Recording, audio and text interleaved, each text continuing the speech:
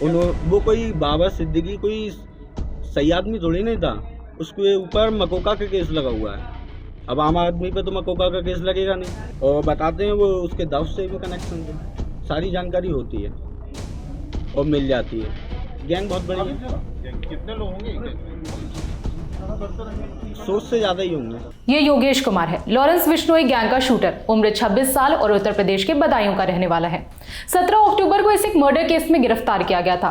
Delhi police की special cell और Mathura police की ज्वाइंट टीम ने एनकाउंटर के बाद योगेश को गिरफ्तार किया था। पुलिस एनकाउंटर में योगेश के पैर में गोली लगी थी, जिसके बाद उसे मथुरा के जिला अस्पताल में भर्ती करवाया गया था। अस्पताल में ही योगेश ने 3 पुलिसकर्मियों की मौजूदगी में पत्रकारों से बात करी थी और एनसीपी नेता बाबा सिद्दीकी की हत्या पर कुछ खुलासे भी किए थे। अब उन 3 पुलिसकर्मियों पर एक्शन लिया गया है। वीडियो में जानेंगे पुलिसकर्मियों पर क्या एक्शन लिया गया, योगेश ने मीडिया को क्या बताया, मकोका एक्ट क्या है, बाबा सिद्दीकी को मारने के लिए उत्तर प्रदेश के शूटर्स को ही क्यों चुना गया, योगेश को किस केस में गिरफ्तार किया गया था। मथुरा के एसएसपी शैलेश कुमार पांडे ने बताया कि योगेश ने जिन पुलिसकर्मियों की मौजूदगी में मीडिया के सामने बात की थी, उन्हें ड्यूटी में कथित लापरवाही के चलते सस्पेंड कर दिया गया है। इसमें सब इंस्पेक्टर राम स्नेही, हेड कांस्टेबल विपिन कुमार और कांस्टेबल संजय कुमार का नाम शामिल है। इनके ऊपर जांच चल रही है। अब आपको शूटर योगेश का वो बयान सुनाते हैं जो उसने बाबा सिद्दीकी पर दिया था। वो तो कुछ लोग बीच में आ रहे हैं तो फिर कुछ ना कुछ तो होगा ही।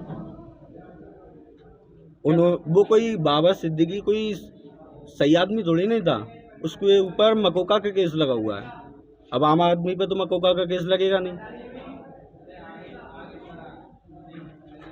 और बताते हैं वो उसके दाऊद से भी कनेक्शन है। अगला निशाना तो देखो, हम तो जा रहे हैं जेल। अब पता नहीं कौन क्या कर रहा है और कैसा क्या होगा, इस बारे में मुझे जानकारी नहीं है। संपर्क कैसे करते हो? संपर्क कुछ जो दोस्त थे दिल्ली के मेरे, उनके जरिए बात हुई थी। मेरा तो कोई संपर्क था ही नहीं। तो जिस प्रकार से देखा जाए जेल में बंद हो जाते हैं फिर, लेकिन आपस में संपर्क कैसे कर लेते हो? एक दूसरे के जरिए कोई ना कोई आता जाता रहता है। और लोग गैंग बहुत बड़ी है। कितने लोग होंगे गैंग में? 100 से ज़्यादा ही होंगे। क्या इंडिया से बाहर भी कनेक्ट? हाँ है। योगेश लॉरेंस बिश्नोई और हाशिम बाबा गैंग से जुड़ा हुआ है। उत्तर प्रदेश में उसके खिलाफ कई सारे क्रिमिनल केसेस भी दर्ज हैं। योगेश के इस बयान के बाद एसएसपी शैलेश कुमार पांडे ने बताया कि योगेश का बाबा सिद्दीकी के मर्डर से कोई लेना देना नहीं है। हालांकि योगेश लॉरेंस गैंग से जरूर जुड़ा हुआ है और बाबा सिद्दीकी मर्डर केस के पीछे भी कथित तौर पर लॉरेंस गैंग का ही हाथ है। योगेश ने अपने बयान में मकोका और दाऊद इब्राहिम का भी नाम लिया। अब थोड़ा सा मकोका एक्ट के बारे में भी जान लेते हैं। मकोका यानी महाराष्ट्र संगठित अपराध नियंत्रण कानून। इसके तहत उन अपराधियों पर कार्रवाई की जाती है जो संगठित अपराध का हिस्सा हो। 90 के दशक में महाराष्ट्र में अपराध और अपराधी दोनों बढ़ गए थे। ऐसे में कानून की जरूरत महसूस की जा रही थी जो संगठित अपराधों को रोकने में मदद कर सके।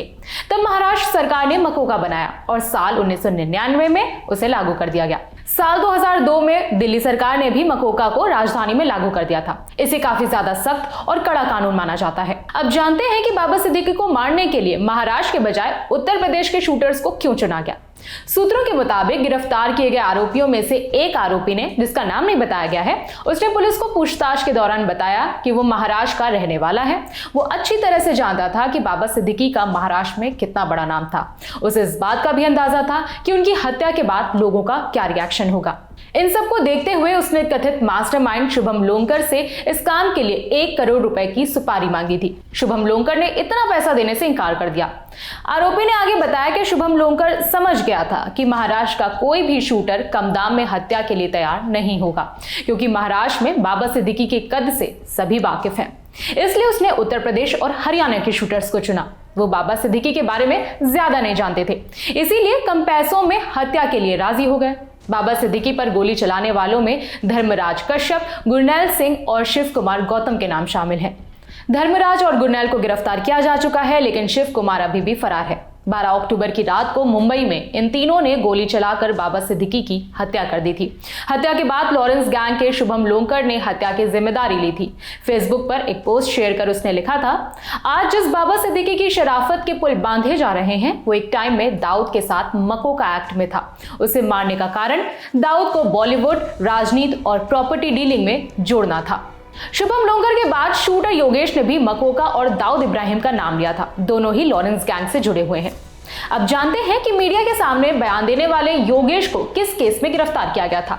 दिल्ली के ग्रेटर कैलाश में एक जिम मालिक की गोली मारकर हत्या कर दी गई थी। ये घटना 12 सितंबर की रात 11:15 के आसपास हुई थी।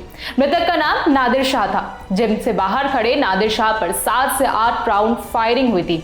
इसी केस के सिलसिले में योगेश कुमार को गिरफ्तार किया गया था। इस केस से जुड़े आगे जो भी अपडेट्स आते रहेंगे हम आप तक जरूर पहुंचाएंगे। इस खबर में फिलहाल इतना ही। मेरा नाम है विभावरी। जाते जाते एक जरूरी सूचना, एक बार फिर ललन टॉप अड्डा जम रहा है। इस बार बिहार में, जगह पटना का बापू सभागार, तारीख 25 अक्टूबर। यहां आपसे मिलेंगे actor, educator, singer, IAS officer और एंटरप्रेन्योर। लिस्ट अभी खत्म नहीं हुई है। स्टैंड अप कॉमेडी और एक बढ़िया से नाटक का भी इंतजाम है। अड्डे में शामिल कैसे होना है? कोई मेहनत वाला काम नहीं है। खबर के डिस्क्रिप्शन बॉक्स में एक लिंक है, उस पर क्लिक करिए और रजिस्टर कर लीजिए। फिर हम होंगे, आप होंगे और होंगे अड्डे के भरपूर मजे। आपका इंतजार रहेगा। दिल्ली से निकलकर बाहर ललन टॉप आ पहुंचा है अपने मायके। अब की बार ललन टॉप अड्डा जमेगा बिहार में। जगह होगी बापू सभागार, पटना और तारीख 25 अक्टूबर। अगर आपको भी इस अड्डे का हिस्सा बनना है तो thelalantop.com पर जाइए, वहां पर मौजूद बैनर पर क्लिक करिए और अपने आप को रजिस्टर करवाइए। ललन टॉप बिहार अड्डा प्रेजेंटेड बाय सनराइज मसाले, स्वाद बिहार का, को powered by itel, Bihar tourism and Sudha milk and milk products.